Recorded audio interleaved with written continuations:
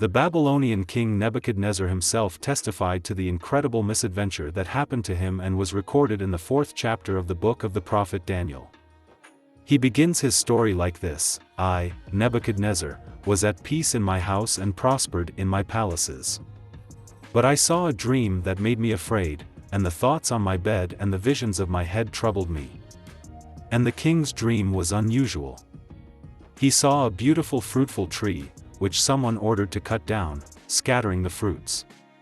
However, this someone also ordered to leave the root of the tree in the ground, giving it a beast's heart for 7 times, so that the living may know that the Most High rules over the kingdom of men, and gives it to whomever he wishes, and sets over it the lowest of men. All the interpreters and sages of Babylon were immediately summoned to explain the meaning of the king's dream. However, no one could do it.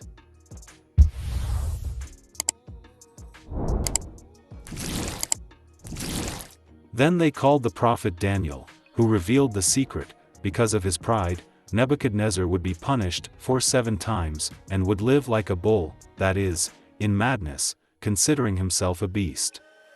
But his kingdom would not be taken away, but would remain with him, like the root of a cut tree. And all this so that the king would not become arrogant and would remember that the Almighty gave him power and life. If someone thinks that this is just a legend, then I want to disappoint the skeptics. Real historical facts are recorded here, which are confirmed by scientific research. In the 6th century BC, ancient Babylon was experiencing its last heyday. King Nabopolassar began the revival of the state, and his son, Nebuchadnezzar, achieved even greater success. The ruler became famous not only for his political decisions, but also for the construction of 2 wonders of the world at once, the Tower of Babel and the Hanging Gardens of Babylon. And also for the mysterious illness that tormented him for 7 years. The name Nebuchadnezzar translates as Nabu, protect the eldest son. Nabu is one of the many Babylonian deities, who was considered the patron of wisdom. It is worth noting that the correct form of Nebuchadnezzar's name is Nabuchodonosor, which means, God Nabu, protect my borders. This is the name imprinted on millions of bricks that are now on the ruins of the Tower of Babel, described by the Greek historian Herodotus. Very little is known about the childhood of the crown prince, but in his youth he actively mastered the art of warfare, and in 607 to 606 BC, together with his father, he commanded the army. Having begun his biography with successful military campaigns, he soon changed much in the social and legal structure of Babylonia. Young Nebuchadnezzar became famous for his aggressive campaigns in the Middle East, 3 times invaded Judea and took Jerusalem. At that time, the biblical kingdom of David and Solomon had already split into 2 states. Northern Israel had been destroyed by the Assyrians and its population taken into slavery. Only a small part of Judea remained in the south, which became an ally of the Egyptians. In order to eradicate any resistance, Nebuchadnezzar initiated what is called the Babylonian captivity in the Old Testament. Nebuchadnezzar captured the Jewish royal family, representatives of the aristocracy and those influential people who could somehow unite the people. The ruler decided to send them to Mesopotamia, which became an important stage in the development of Judaism. In the Old Testament, the king of Babylon and Assyria is depicted as a tyrant and enslaver of the Jewish people. The Jews remembered the fate of the 10 lost tribes, the northern Israeli tribes that were completely assimilated and disappeared in Asia. Therefore, they became staunch adherents of monotheism, which distinguished them from the Semitic pagans. In foreign lands, the Jews were subjected to various tests in order to incline them to paganism, which further damaged Nebuchadnezzar's reputation in their eyes. The book of the prophet Daniel also contains the interpretation of Nebuchadnezzar's dream, which the prophet reported to the king, and the events that followed, and they will drive you away from people, and your dwelling will be with the beasts of the field, they will feed you grass like an ox, and 7 times will pass over you, until you know that the Most High rules over the kingdom of men and gives it to whomever he wants.